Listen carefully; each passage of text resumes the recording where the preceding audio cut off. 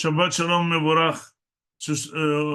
Aujourd'hui, Shabbat Va'et Hanan, c'est Shabbat Nahamu. On revit le lendemain de Tisha B'Av, Baruch Hashem. On croyait que ça allait être une grande catastrophe en Israël, mais à Kadosh Baruch Hu, il leur rentre une peur, et il n'y a rien eu, et il n'y aura rien, Be'ezrat Hashem Yitbarach. Nous allons parler de quelque chose de fondamental que on ne parle pas normalement, c'est la mitzvah de Ahavat Hashem. C'est marqué dans la parasha Ve'ahavta et Hashem Elokecha bechol levavecha u'bechol nafshecha u'bechol me'odecha. Vous savez que faire la Torah et les mitzvot, on ne peut pas le faire si on n'aime pas.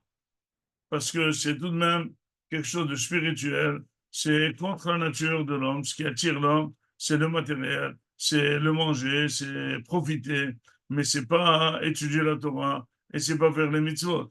Mais quand on aime, eh ben, on est attiré et on arrive à faire la Torah et les mitzvot. Et donc la Torah dit Ve'ahavta et Hashem Elokecha bechol levavecha bechol nafshecha bechol me'odecha. Dit la Gemara, c'est bechol levavecha. Il faut l'aimer avec Yetzer Tov et Yetzer Hara. Ça veut dire que parfois, quand tu es porté vers quelque chose que tu aimes, tu le fais avec une très grande ardeur. Il faut utiliser cette force, même pour Akadosh Baruch Hu. Ça s'appelle Yetzer Hara, mais il peut être positif si tu l'utilises pour la Torah. Même si jamais tu es menacé de mort, eh ben, il faut absolument ne pas changer notre émouna à Kadosh Baruch Hu et se donner à mourir pour Hachem. Et Bechol Odecha, même si tu prends tout l'argent, ça c'est une explication. Ou deuxième explication, à n'importe quelle chose qu'il te fait, il faut lui dire merci. Comme il te fait, n'importe quelle midah qu'il te fait, il faut dire merci. La question qui se pose est comment on peut arriver à ça? Parce que c'est facile de demander à quelqu'un d'aimer, mais comme dit le Hinour, aimer c'est quelque chose qu'on est porté. On ne peut pas apprendre à quelqu'un d'aimer. On ne peut pas dire à quelqu'un, voilà, aime ce plat. Il n'aime pas, il n'aime pas. Ou on aime ou on n'aime pas. Donc comment la Torah peut nous demander d'aimer à Kadosh Baruch Hu et on ne sait pas, celui qui l'aime, il aime, celui qui ne l'aime pas, eh bien, il n'aimera pas. Donc comment on peut faire cette mitzvah? Eh bien tout simplement, la Torah te dit comment? Dit tout simplement, c'est avec l'étude de la Torah. D'abord, il faut savoir que ce que aime la personne, il enseigne à ses enfants de tout cœur. Donc d'abord, il faut savoir que les enfants doivent être toujours dans le chemin de la Torah et il faut leur enseigner la Torah. Donc maintenant, si tu dois enseigner la Torah à tes enfants, toi aussi tu dois savoir comment tu vas enseigner, comment tu vas les aiguiller, comment tu vas les conduire. Il faut que tu saches. Donc il faut Vishinantam Levanecha. C'est quoi le mot Vishinantam? Que ce soit des choses très aiguisées, très claires. C'est pas de l'à peu près. Je pense que c'est kasher, je pense que c'est Mutar Shabbat, je pense qu'on peut faire ça. Il n'y a pas de je pense. Il faut que ce soit aiguisé comme une sakine sur Hadudim Beficha, Vishinantam Levanecha. Vedi Bartabam. Il faut parler toujours de la Torah. Il dit quand? Il dit Beshivtecha Bevetecha, ou Vlechtecha Baderech, ou Shokvecha, ou Kumecha. Il y a des gens que toute la journée sont autour de la radio, des infos. Il y a des gens qui sont toujours toute la journée autour du commerce. Il y a des gens qui toujours ils sont autour de la Torah.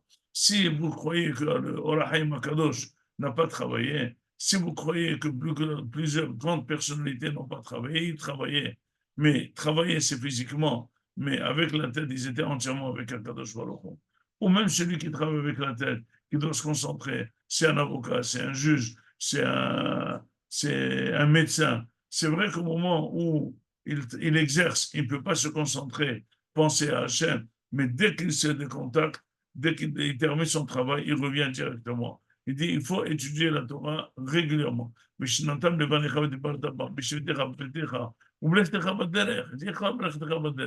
dit comme David Amelech, il dit Ma ahavti toratecha, c'est quoi comme Yom Sihati? C'est de ça que je parle régulièrement. Tu rencontres un ami, tu as déjà entendu, je vais te dire un hidouche. Tu parles à la maison, tu vois un hidouche. Tu lis un hidouche, tu es très content. Tu entends un shiur, tu es très content. Chaque fois, il dit c'est quoi Sihati? Ça veut dire que la parole,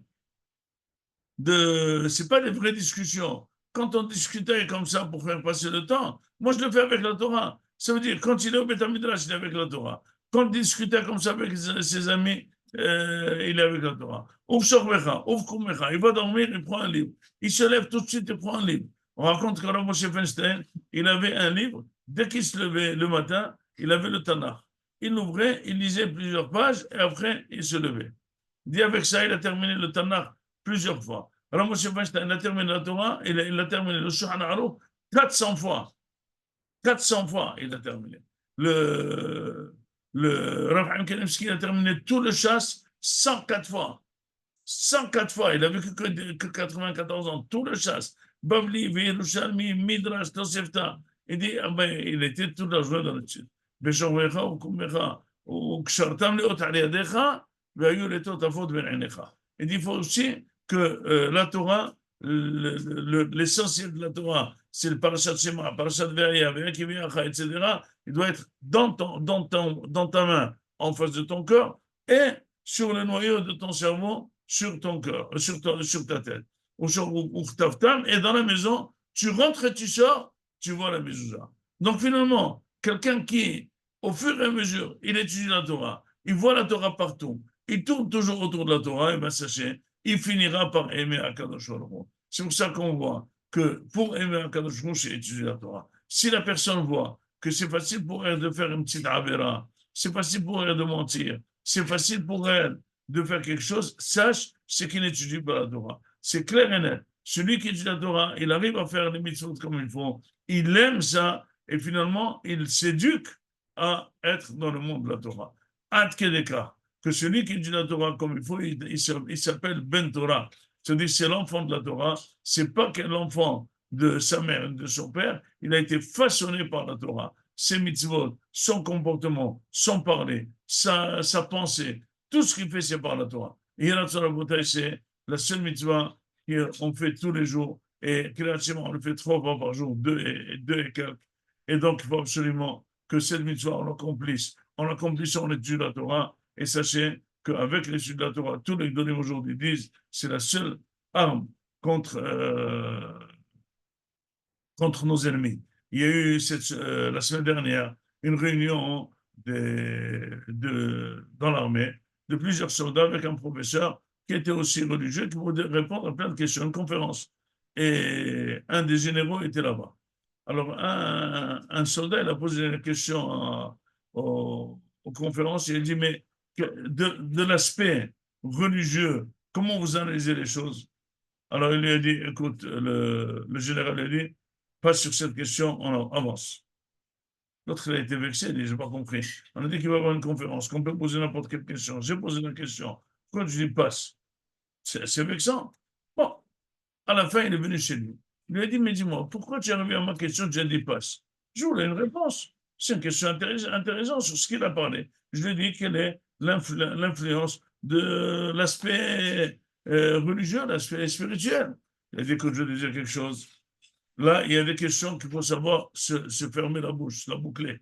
Il dit pourquoi? Il dit, écoute, moi, j'ai formé mon fils comme professeur de physique. Il est prof à la faculté. Et je vais te dire ce que j'ai appris. Ça fait maintenant 3 ans, il m'a dit qu'il a rentré son fils dans une yeshiva noire et il étudie toute la journée la Torah. Quand je lui ai dit, mais pourquoi tu as fait ça au lieu de servir l'armée? Il lui a dit, la meilleure arme contre nos ennemis, c'est la Torah. Est-ce que je peux comprendre ça? Moi, je l'ai formé comme pas religieux. Moi, je l'ai formé comme quelqu'un, prof de physique. Il fallait que son fils soit aussi un intellectuel et qu'il fait l'armée. Il dit, ben, il y a des choses que tu vois. Il dit, tous les rabbinim me disent, notre arme contre les ennemis, c'est l'étude de la Torah. Est-ce que tu peux comprendre ça, moi qui suis dans l'armée? Comment ça peut être une arme? Mais il faut savoir que c'est fermé. Puisqu'il y a des gens très intelligents et très cultivés qui pensent que c'est une arme, eh bien, il faut savoir que peut-être ils ont raison. C'est la Torah, notre arme contre nos ennemis. Et grâce à la Torah, nous allons arriver à Mashiach. Shabbat Shalom Mevorah.